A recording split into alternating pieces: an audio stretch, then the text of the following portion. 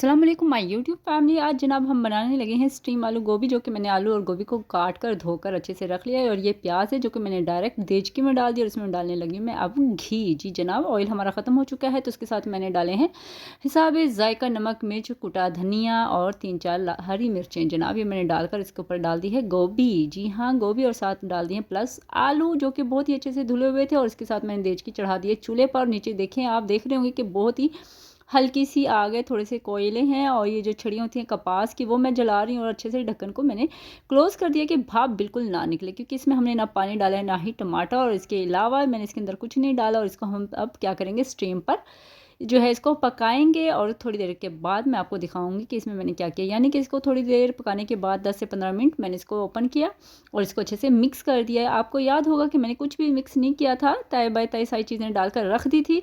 और अब मैंने तकरीबन 10 से 15 मिनट बाद इसको ओपन किया और इसको अच्छे से मिक्स कर दिया। आप देखिए मसाले सारे पक चुके थे और बहुत ही अच्छे से हमारी ये जो गोभी थी वो तैयार हो चुकी है। जी हाँ जनाब, ये ग़ज़ाइयत से भरपूर है, इसको ज़रूर ट्राई कीजिएगा और अपनी दुआओं में याद रखिएगा। इसी के साथ अल्लाह हाफिज़।